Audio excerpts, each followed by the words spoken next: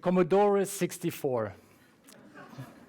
This was the most precious possession of my childhood. And it pretty much defined my life sentence into geekiness.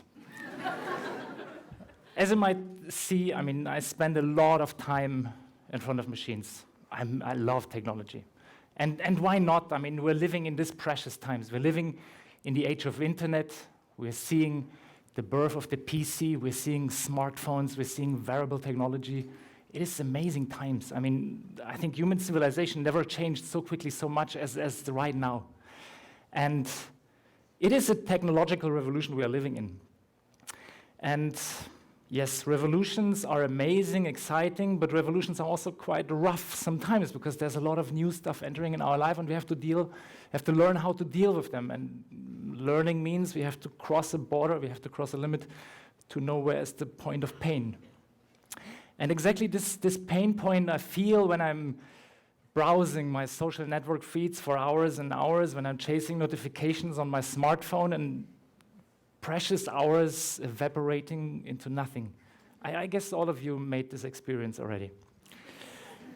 And one day, I just started a new company. It was a company about web development. And I mean, it was a startup. We spent hours and hours in front of machines, right? One day, my partner at the time being said, like, Chris, we have to get out of this room. I can't see this machine anymore. It's like too much. It is really too much. And he said, let's go out and do a yoga class. I said, yoga class? Like, no way. This is for old people. Like, this is like, this is like esoteric hippie stuff. Like, no, I don't do that. And he dragged me out and said, no, open your mind. We have to do it. Let's go for it. And I said, okay, let's go. And then I went into the yoga class, and it was like, oh, wow, this is really different. It had nothing to do with what I imagined.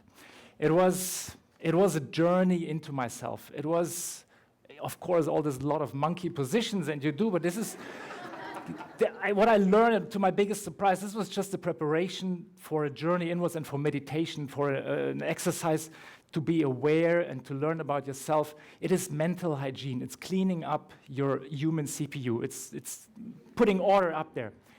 And I got really hooked. I started practice more and more, baby steps every day a little bit, and became a yoga instructor. And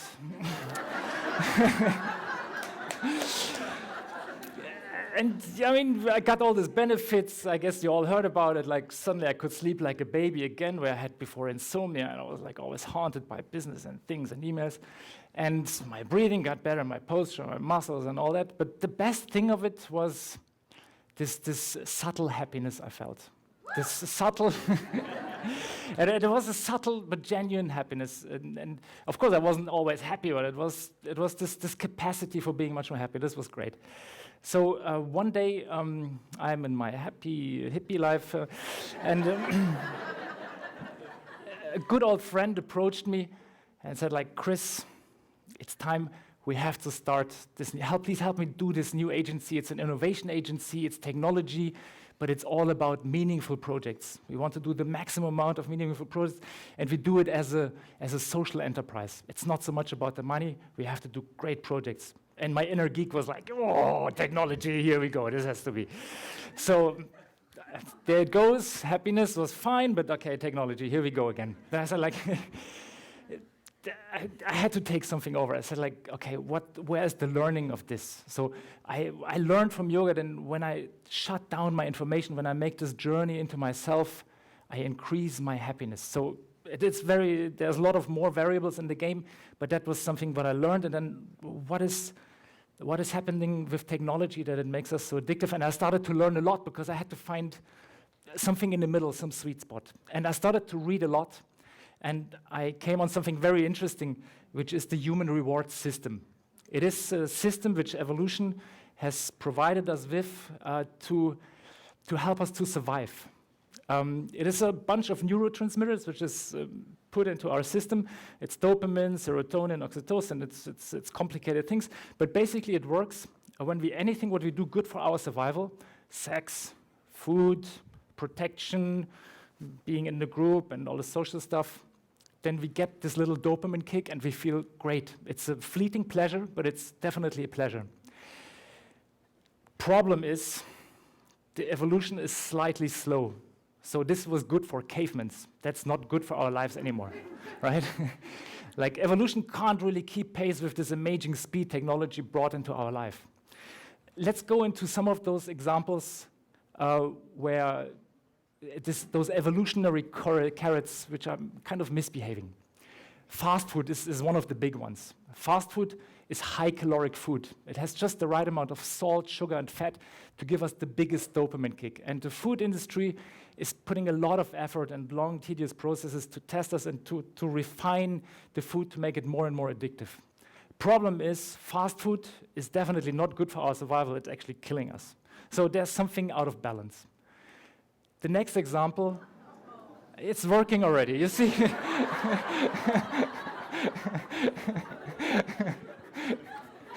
Cuteness. Cuteness is one of our strongest instincts. It's just a little visual trigger, and we feel immediately protective, taking care for the young ones. It's the same reward system. Boom, a little dopamine kick. And if we understand that and see that, it's actually no surprise that lolcats and little kittens are slowly taking over the internet.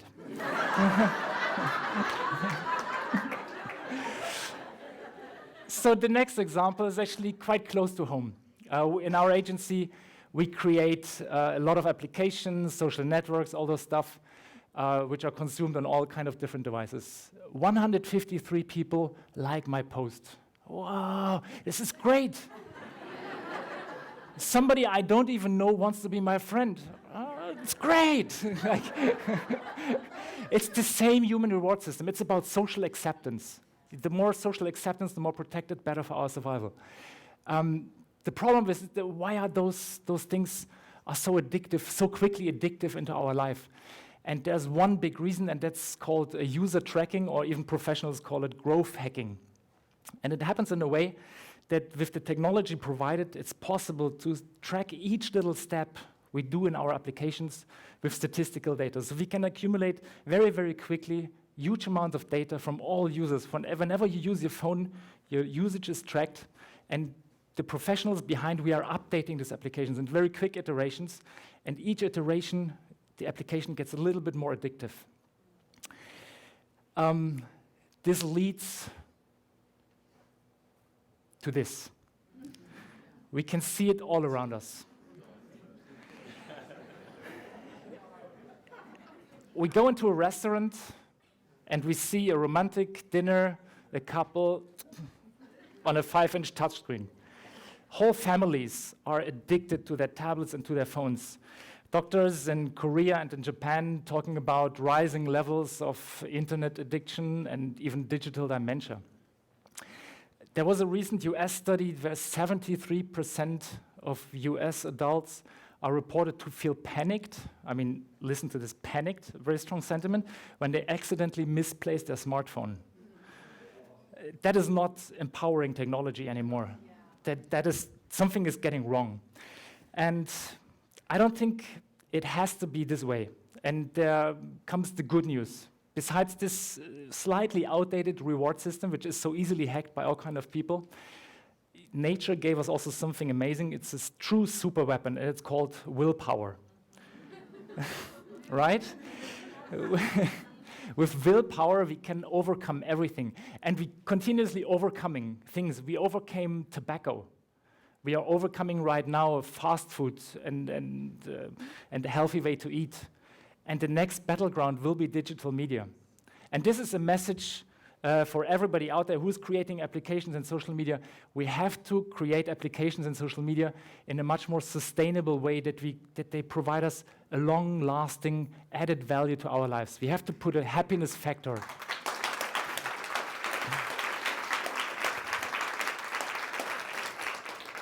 If we don't create this happiness factor into our applications, we will be replaced by willpower, because the human race is great. We can do it. So let me get you through some of the examples which we are working in our agency. One of them is Fairphone. When we first met Fairphone, it was love on first sight. It was like, you are great because your happiness factor is already built into your project. Fairphone Fairphone's objective is to create a fairly produced smartphone. So there's welfare for the workers, for the miners who actually take out the minerals in Africa under horrendous conditions. There are people observing continuously the worker welfare in the factories in China. And there is even an e-waste program already integrated. So recycling is part of the project. And why does it make us happy? Because it is a meaningful project. We participating in the greater good, and it's not about a little consumption, about our little ego. So whenever we take out the phone, we feel like, okay, I participate in something which makes the world a better place. Obviously, Fairphone is not a totally fair phone yet, but it's a step in the right direction, and each version will get better and better. So what we did in the agency, in Kwame Corp, we created the operating system, and we spent a lot of effort to give a very good operating system for such a meaningful project. And one of the things we did is to create a peace of mind widget. It sits directly on your front screen, on your home screen, and whenever you touch it, you can adjust 1 hour, 1.5, 2 hours, and your phone will be completely silent. It will totally disconnect. So imagine in this romantic dinner situation, you say, loved one, 1.5 hour quality time, only you and me, no application update, no nothing. And why is this so important? Why maybe it's not obvious that this disconnecting can provide us happiness. It's not only that we use time efficiently and we use quality time in a good way. We also have, as we saw with the yoga example, so I disconnect, I put less information in my brain, that I augment my capacity for happiness. It works exactly in the other way. When I pull too much information in my brain, our processor is overloaded, and it creates a lot of stress, anxiety, insomnia, and all these things, right? So there's a direct connection between the amount of information and the capacity for happiness we can feel. And this widget, because it's living on your home screen, it is to help you and to remind you, adjust your level of information intake, find your own personal sweet spot, and probably take it off more and more. So it's a bit controversial because this phone actually is designed to be used less. The next example is a new breed of messenger. And this messenger follows the same philosophy. It's a messenger which lives without any notification. Whenever something happening, somebody is updating something in the messenger, you won't know it. Your phone is in the pocket, and that's totally okay because obviously you're having a great time. It works also with a very limited amount of users. So it lives on your lock screen, and whenever you draw something, the same drawing will appear in your mini group. So it only works for 2, 3, 4, or 5 people. It doesn't make sense for more people. You can use drawings or even pictures and photographies, and these are some of the examples which we created by using LogLog. The last example is a wearable device, and wearable devices are very important for us because they are just the next logical step from the smartphone for technology we're actually having very closely on our body. And we're thinking a lot about it and want to create the next version of wearable devices, which is very sustainable because it's a modular device. We don't believe there is a reality where you have 2, 3, or 4 different wearable devices on your body.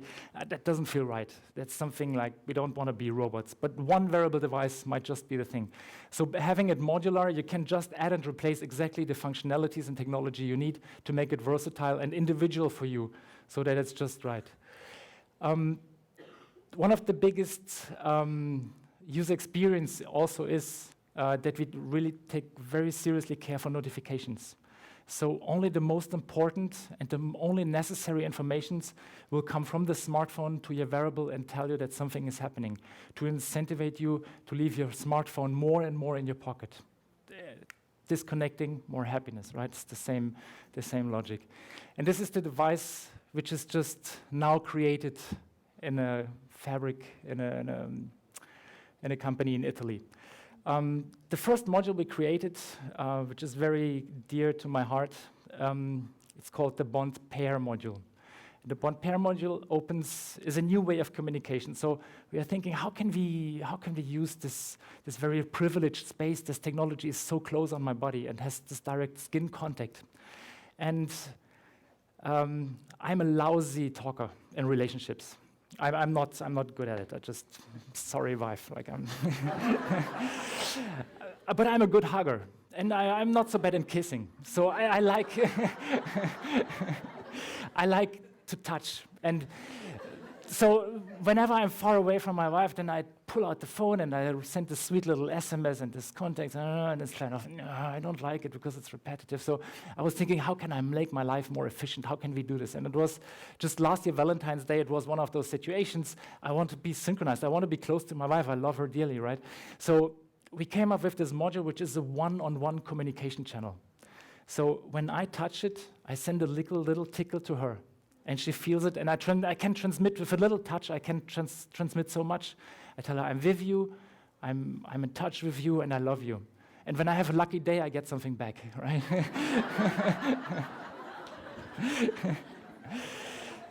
So what I actually try to say is technology is not always to be faster, harder, more. A lot of times, we just have to take a step back, to put some limits on it and to strip it away to find a proper and a moderate use to give us something more sustainable, something more than the fleeting pleasure, but a capacity and time to feel more happiness. Thank you.